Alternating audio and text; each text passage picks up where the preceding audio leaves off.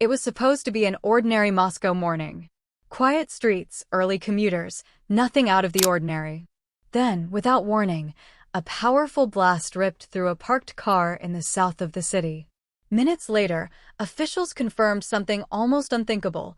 A senior Russian general had been critically injured in a targeted explosion right inside the capital. This wasn't a random act of violence. It wasn't an accident. Investigators would soon label it a calculated hit, one that sent shockwaves through Russia's military and political circles. Because if someone could reach a high-ranking officer in Moscow in broad daylight, it raised a far more disturbing question. How deep does this war really reach, and who is truly safe anymore?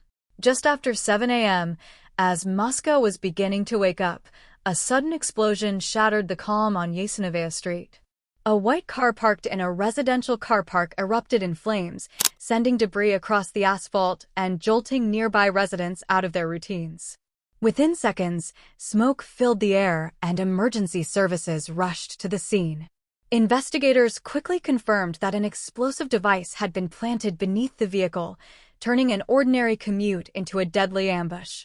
Inside the car was Lieutenant General Fanil Sarvarov, a senior figure within Russia's general staff. He was pulled from the wreckage alive, but badly injured, and rushed to hospital as authorities sealed off the area.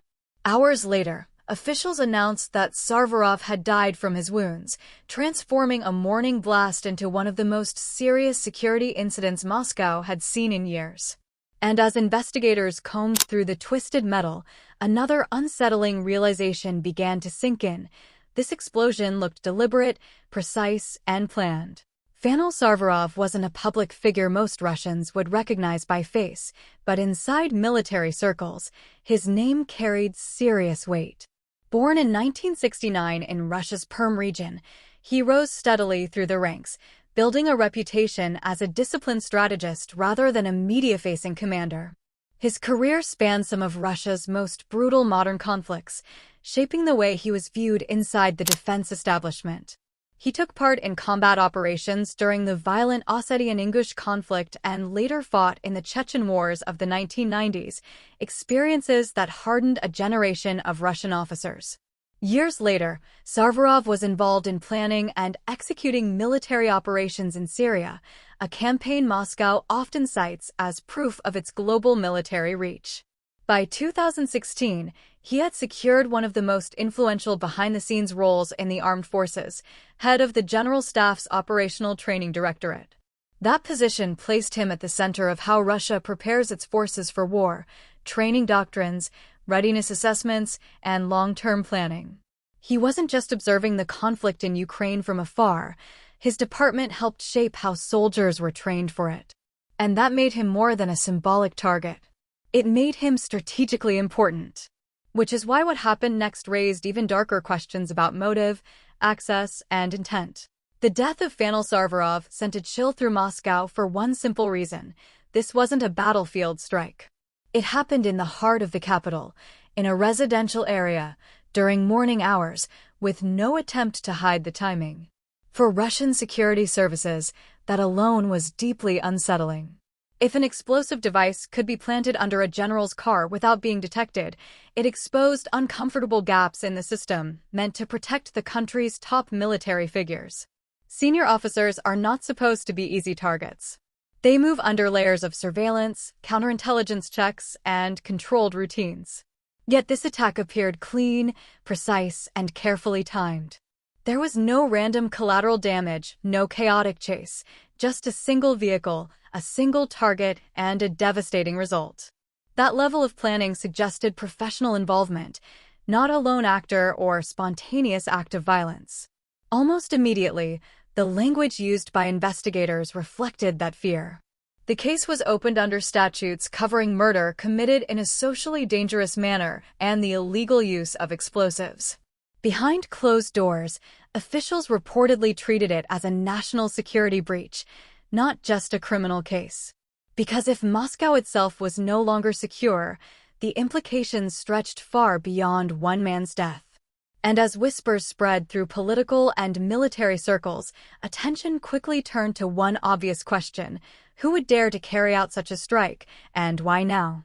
Almost as soon as investigators confirmed Sarvarov's identity, another narrative began to surface, one that officials were careful to frame as a line of inquiry, not a conclusion. Russian authorities openly stated they were examining whether Ukrainian intelligence services had any role in the attack. The wording mattered. It stopped short of an accusation, but it was enough to send a clear signal about where suspicions were pointing. This wasn't coming out of nowhere. Since the start of the full-scale invasion, a pattern has quietly emerged that Moscow can't ignore. Several high-profile Russian military figures have been targeted far from active front lines, sometimes deep inside Russian territory or in areas Moscow considers fully secure. Each incident chipped away at the belief that the war could be contained to distant battlefields. Kiev, for its part, has remained officially silent on Sarvarov's killing.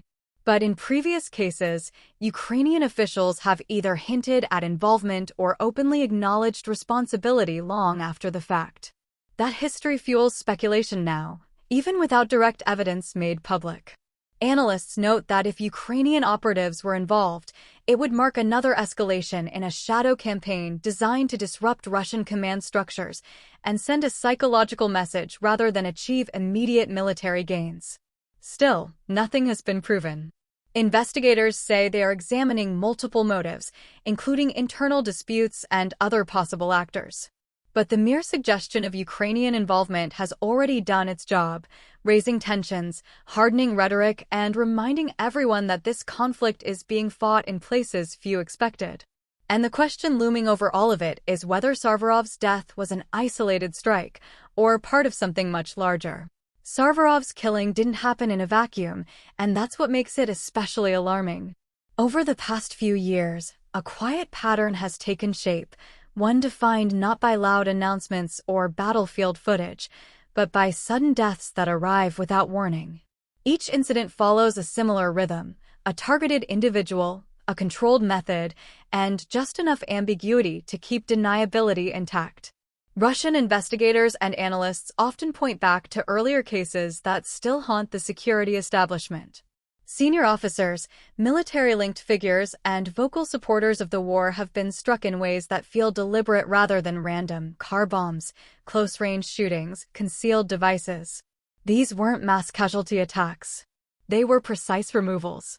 And precision is what makes them so unsettling. What ties these incidents together is not just who was targeted, but where. Several occurred far from front lines, in cities considered safe, routine, and well-guarded. That has forced Moscow to confront an uncomfortable possibility that whoever is behind these operations has both intelligence access and operational reach inside Russia itself. Whether through local networks, insider help, or long-term surveillance, the attackers appear to know exactly when and where to strike. Officials rarely confirm connections between these cases, but the unspoken concern is obvious. If Sarvarov's death fits into this pattern, it suggests more than revenge or symbolism. It points to a sustained effort to unsettle Russian command morale and project vulnerability at the very center of power. And that raises the stakes dramatically because patterns invite expectations, and expectations lead to fear of what might come next. The question on everyone's mind in Moscow is simple: how could this even happen? Sarvarov wasn't just another officer. He was a high-ranking general with access to some of the country's most sensitive military operations. His routines were likely monitored, his movements protected, and his schedule known to only a few.